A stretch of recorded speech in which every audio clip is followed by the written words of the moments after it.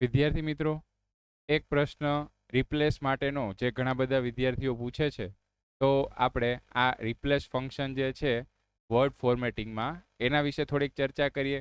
Video નાનો છે, પણ હજી પણ કદાચ ઘણા બધા જે વિદ્યાર્થી છે જેને સ્પેસિફિક અકરન્સ અને ઓલ અકરન્સ જે છે એમાં હજી ડાઉટ છે, તો આ નાના વિડીયોમાં હું તમને એ સોલ્વ કરાવું. ધારો કે અહીંયા લખેલું છે પિયુષ, એક આપણે આ રીતે લખીએ છીએ. અહીંયા હું તમને મેગ્નિફાયર ઓન કરી દઉં છું એટલે તમને થોડુંક વ્યવસ્થિત દેખાય. અહીંયા મેં લખ્યું છે પિયુષ, પછી ધારો કે આમ લખું હું પિયુષ, પછી અહીંયા લખી નાખું ખોડા. હજી અહીંયા હું લખી નાખું ધારો કે પિયુષ, પણ એચ જે છે એને હું કેપિટલ કરી નાખું. અને હજી એક લખું છું ધારો કે પિયુષ, પછી એપોસ્ટ્રોફી એસ, અને અહીંયા લખું છું એસ. આ રીતના મેં 4 અલગ અલગ રીતે પિયુષ જે છે એ લખેલા છે. હવે તમારે ફાઇન્ડ એન્ડ રિપ્લેસ જે છે એને કેવી રીતે યુઝ કરવાનો છે એના વિશે આપણે જો જાણકારી મેળવીએ, તો અહીંયા આપણે શું કરવાનું છે. પહેલાં તો રિપ્લેસ તમને ખ્યાલ જ છે કે આ રિપ્લેસ ડાયલોગ બોક્સ જે છે એને તમારે ખોલવાનું છે. હવે જો અહીંયા તમારી પાસે મોર કરીને ઓપ્શન છે. તમારે ખરેખર કામ કેનું છે વધારે પડતું, જે સ્પેશિયલ અકરન્સની વાત કરીએ છીએ એમાં તમારે મેચ કેસનું કામ છે. પછી find wall word with only એનું કામ છે. તમારે પ્રીફિક્સ અને સફિક્સનું કામ છે. એ સિવાયના જે આ વાઇલ્ડ કાર્ડ છે કે એનું કાંઈ તમારે કામ છે નહીં. તો શરૂઆત કરીએ આપણે. પહેલાં તો હું લખી નાખું છું પિયુષ, જે રીતના આપણે માં લખેલું છે એ રીતે. હવે આને થોડુંક નાનું કરી દઉં છું અને આ જગ્યાએથી ઝૂમ કરી નાખું એટલે તમને જોવામાં સરળતા રહે.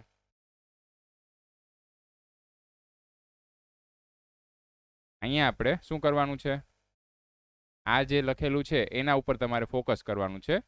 અહીંયા આપણે રિપ્લેસ વર્ડ કીધેલો છે, તો રિપ્લેસ વર્ડ છે ને હું અહીંયા કેપિટલમાં PIYUSH કેપિટલમાં કરી નાખું. હવે તમારે ક્યાં જોવાનું છે, તમારે ખરેખર જો અહીંયા મેં એક પણ હજી ટીક કરેલા નથી. મેચ કેસ, પછી વોલ વર્ડ, પછી પ્રીફિક્સ સફિક્સ, આ મેં એકેય સિલેક્ટ કરેલા નથી. તો શું થશે, તો તમે અહીંયા ફાઇન્ડ નેક્સ્ટ કરીશ ને તો આ જે પિયુષ લખેલું છે ને એ બધે ફાઇન્ડ કરશે. એચ કેપિટલ હોય તો પણ આવશે, સ્મોલ હોય તો પણ આવશે. તમારે નજર ક્યાં રાખવાની છે, તમે આ જે અહીંયા માર્ક કરેલું આવશે એમાં તમારે નજર નાખવાની છે. અહીંયા ફાઇન્ડ નેક્સ્ટ કર્યું એટલે પેલું આવ્યું.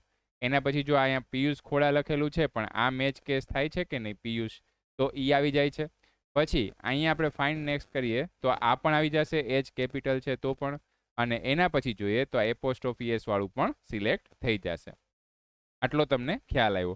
રિપ્લેસ તમને ખ્યાલ જ છે કે હવે આ મેચ કેસ થઈ ગયા છે, તો રિપ્લેસ કરીશ તો ઓટોમેટિક રિપ્લેસ જે છે એ થઈ જ જશે.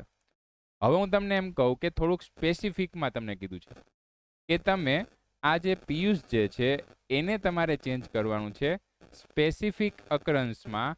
તો તમે કેવી રીતના કરી શકો, તો હું એમ નથી કહેતો કે ખાલી તમે મેચ કેસ ટીક કરશો ને તો તમે પિયુષ જે છે એમાં તમે બધા વ્યવસ્થિત ચેન્જ કરી શકશો. કારણ કે જો તમે અહીં જોઈ શકો કે અહીંયા મેં મેચ કેસ કર્યું. હવે ફાઇન્ડ નેક્સ્ટ કરું છું તો પહેલું પિયુષ આવી ગયું છે. પછી હજી ફાઇન્ડ નેક્સ્ટ કરું છું તો શું આવશે, આ પિયુષ ખોડા લખેલું જે છે એમાં પણ મેચ કેસ પિયુષ થાય છે કે નહીં, તો એ પણ આવી જશે. એના પછી આ એચ કેપિટલ છે, મેચ કેસ શું કરે છે, સ્મોલ અને કેપિટલ બંનેને જુએ છે. તો તમે ફાઇન્ડ નેક્સ્ટ કરશો તો આ પિયુષ લખેલું છે એ પણ આવી જશે. એનો મતલબ આપણે શું યાદ રાખવાનું છે, મેચ કેસથી શું થશે, તો કેપિટલ અને સ્મોલ જે છે એની અલગ અલગ જે ભૂલ જે છે એને વ્યવસ્થિત કરે છે, અથવા તો એમાં જે ચેન્જ કરવાનો છે એને વ્યવસ્થિત કરે છે. હજી આપણે એક વસ્તુ એમાં પણ જોઈ લઈએ. જો અહીંયા મેચ કેસ મેં ઓન રાખ્યું છે. હવે અહીંયા એચ છે, આ એચને હું કેપિટલ કરી નાખું. આ એચને મેં કેપિટલ કરી નાખ્યું તો મને શું ફાઇન્ડ નેક્સ્ટમાં મળશે, ખાલી એક જ પિયુષ મળશે. આ સિવાયના એક પણ મળશે નહીં. આઈ થિંક આટલો ડાઉટ જે છે એ તમારો ક્લિયર થઈ ગયો હશે. થોડીક આપણે આગળ ચર્ચા કરીએ. હવે મારે શું કરવું છે, હવે મારે એવો શબ્દ ગોતવો છે કે જેમાં પિયુષ લખેલું હોય એ સિવાય કાંઈ લખેલું હોય નહીં. એટલે કે જો આ પિયુષ લખેલું છે, અહીંયા સાથે ખોડા લખેલું છે કે નહીં, તો ખરેખર આ શબ્દ જે છે એ સિલેક્ટ થવો જોઈએ નહીં. મારે એવી રીતના રિપ્લેસ કરવું છે કે જ્યાં ખાલી પિયુષ શબ્દ લખેલો છે. તો મારે શું કરવાનું છે, ફાઇન્ડ વોલ વર્ડ્સ ઓનલી. અહીંયા હું તમને દર્શાવું છું. અહીંયા ફાઇન્ડ વોલ વર્ડ્સ ઓનલી, આટલું આપણે ફાઇન્ડ કરવાનું છે. આટલું આપણે ફાઇન્ડ કરવાનું છે. તો આપણે કેવી રીતના કરશું? અહીંયા આપણે કેવી રીતના કરવાનું છે? તો ફાઇન્ડ વોલ વર્ડ ઓનલી. હવે આપણે ફાઇન્ડ નેક્સ્ટ કરશું ને તો શું થશે? તો હજી એક પ્રોબ્લેમ આવશે. શું પ્રોબ્લેમ આવશે? આ જે પિયુષ લખેલું છે, ફરી પાછું આપણે ઉપરથી ચેક કરીએ. અહીંયા જે ઉપરનું પિયુષ લખ્યું છે એ તો મેચ થઈ જાય છે. જો અહીંયા આખો વર્ડ જે છે એ જ ફાઇન્ડ કરે છે, એ જો આવશે એ મેચ થશે તો જ એને સિલેક્ટ કરશે. અને બીજો શું વાંધો આવે છે? તો અહીંયા આપણે જે આ એપોસ્ટ્રોફી એસ વાળું લખેલું છે ને એ પણ રિપ્લેસ થઈ જશે. શું કામ એને? કારણ કે આ એપોસ્ટ્રોફી એસ છે ને એના પછીનો ભાગ જે છે એને અલગ ગણે છે, એટલે આટલો પોર્શન જે છે એ પણ સિલેક્ટ થઈ જશે. પણ આપણે શું કરવાનું હતું? આપણે તો માત્ર ને માત્ર પિયુષ શબ્દ જે લખેલો છે એને જ આપણે રિપ્લેસ કરવાનું હતું. હવે એ કેવી રીતના કરશું? તો તમારે એટલું યાદ રાખવાનું છે, તમને એવું લખેલું હોય કે માત્ર ને માત્ર પિયુષ લખેલું છે, એ પણ કેપિટલ સ્મોલ. તમને હવે ખ્યાલ આવી ગયો છે કે જેમાં પી જે છે એ કેપિટલ છે, બાકી બધું સ્મોલ છે. આ શબ્દને જ મારે રિપ્લેસ કરવો હોય તો મારે આટલું કામ કરવાનું છે. હવે આટલું યાદ રાખો, બીજું બધું તમે ભૂલી જાઓ. તમારે શું કરવાનું છે? મેચ કેસ ઓન કરી દેવાનું. ફાઇન્ડ વોલ વર્ડ્સ ઓનલી, આને ઓન કરી દેવાનું. તમારે મેચ સફિક્સ ઓન કરી દેવાનું છે અને મેચ પ્રિફિક્સ ઓન કરી દેવાનું છે. હવે આખો પેરેગ્રાફ હશે, એમાં ક્યાંક આમે લખ્યું હોય છે. ધારો કે આમ લખ્યું હોય, એ પછી એપોસ્ટ્રોફી કરી અને પછી પિયુષ લખેલું હોય. પછી આખા પેરેગ્રાફમાં ક્યાંક આમે લખેલું હોય પિયુષ, પછી આમ કરી અને એસ લખેલું હોય. તો આપણે કંઈ બધી વસ્તુ તો ગોતવા નથી બેસવાના. તો આપણે શું કરશું? આપણે જો સ્પેસિફિક અકરન્સ લખ્યું હોય તો મેચ કેસ ચાલુ કરી દેજો. ફાઇન્ડ વોલ વર્ડ્સ ઓનલી ચાલુ કરી દેજો. મેચ પ્રિફિક્સ ચાલુ કરી દેજો અને મેચ સફિક્સ ચાલુ કરી દેજો. અને પછી આપણે જો આને ફાઇન્ડ નેક્સ્ટ કરીએ તો માત્ર ને માત્ર હવે ક્યાં આવશે? હવે માત્ર ને માત્ર પહેલું જ સિલેક્ટ થશે, કારણ કે હવે આપણે મેચ સફિક્સ ને પ્રિફિક્સ જે છે એ ઓન રાખેલા છે. એટલે તો આપણે ક્યાં નજર રાખશું? અહીંયા જો આ પિયુષ જે છે એ સિલેક્ટ થઈ ગયું.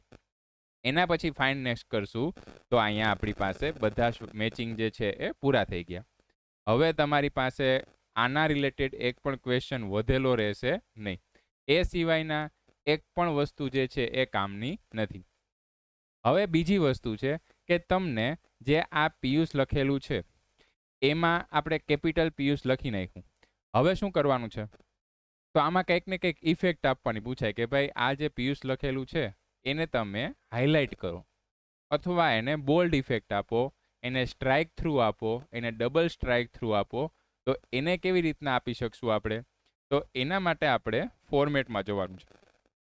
અહીંયાથી આપણે ક્યાં જવાનું છે? જો અહીંયા તમે બધી ઇફેક્ટ આપી શકશો, તમે હાઇલાઇટ આપી શકો, એ તમને ક્યાં બતાવશે? જો ક્યાં બતાવ્યું ખરેખર? અહીંયા ઉપર હાઇલાઇટ બતાવ્યું કે નહીં? હવે આ જ વસ્તુ તમારે શીખવાની છે. તમે ખરેખર આ બધું આખું મેચિંગ કરતા હોય ને એમાં તમે એ વસ્તુ ભૂલી જાઓ કે તમારે રિપ્લેસ જેને કરો છો એને તમારે હાઇલાઇટ કરવાનું હોય કે નહીં. તો અહીંયા ઉપર જો અહીંયા હાઇલાઇટ લખાયેલું આવ્યું કે નહીં, તો એ શું ફાઇન્ડ કરશે? ઉપરના હાઇલાઇટ કરેલા વર્ડ ફાઇન્ડ કરશે. પણ ખરેખર આપણે એને તો હાઇલાઇટ કરેલું રાખવાનું નથી. આપણે તો જે લખીએ છીએ પછી લખીએ છીએ એને હાઇલાઇટ કરવાનું છે. તો અહીંયા હાઇલાઇટ છે એ ક્યાં લખાયેલું આવવું જોઈએ? ઉપર નહીં, નીચે લખાયેલું આવવું જોઈએ. બસ આટલું મગજમાં રાખો. એટલે આપણે પહેલાં તો શું કરી નાખશું? અહીંયાથી નો હાઇલાઇટ કરી નાખ્યું. જો અહીંયા આવી ગયું નોટ હાઇલાઇટેડ, નોટ હાઇલાઇટ આવી ગયું. હવે આપણે અહીંયા ક્લિક કરશું. ત્યાં ફેરવાનું છે ને ત્યાં મેં ક્લિક કરી નાખ્યું. હવે શું કરશું આપણે? અહીંયાથી હું હાઇલાઇટ કરીશ તો જો અહીંયા નીચે લખાયેલું આવી ગયું હાઇલાઇટ. બસ અહીંયા નીચે હાઇલાઇટ લખાયેલું આવવું જોઈએ. બીજી ઇફેક્ટ આપવાની કીધી, ધારો કે બોલ્ડ. તો અહીંયાથી આપણે ફોન્ટમાં જવાનું છે, ત્યાંથી આપણે શું કરી નાખવાનું છે? બોલ્ડ આપી દેવાનું છે. પછી અહીંયા હું ઓકે આપી દઉં. હજી આપણને સ્ટ્રાઇક થ્રુ આપવાનું કહે તો ફોર્મેટમાંથી જવાનું, ફોન્ટમાં જવાનું છે. અહીંયા આપણને સ્ટ્રાઇક થ્રુ આપવાનું કહી શકે, ડબલ સ્ટ્રાઇક થ્રુ આપવાનું કહી શકે, કોઈ પણ વસ્તુ આપણને પૂછી શકે. સબસ્ક્રિપ્ટ છે, પછી અહીંયા સ્મોલ કેપ છે, ઓલ કેપ છે, આવું તમને કંઈક પૂછી શકે. ઓકે આપી દેવાનું. અને આટલું આપણે કરી અને જો અહીંયા જો અત્યારે આપણે ચારેય કેસ ઓન રાખ્યા છે તો પહેલું જે છે એ જ ચેન્જ થશે, એ સિવાયના કાંઈ ચેન્જ થશે નહીં. અહીંયા આપણે ફાઇન્ડ નેક્સ્ટમાં જોઈએ તો આપણને પહેલું જે છે એ જ બતાવે છે, એ સિવાયના ફાઇન્ડ નેક્સ્ટમાં બતાવશે નહીં. તો હવે આઈ થિંક તમારો સ્પેશિયલ અકરન્સ અને જે ઓલ અકરન્સ છે એ ડાઉટ છે એ ક્લિયર થઈ ગયો. આ વસ્તુ છે એની તમારે એક વખત એક્ઝામ દેતા પહેલાં પ્રેક્ટિસ કરી લેવાની છે. અને જેને 19 એક્ઝામ છે, કાલે જ એક્ઝામ છે, એ ન કરે તો એક વખત આ વિડીયો જે છે એ જોઈ લેવાનો છે.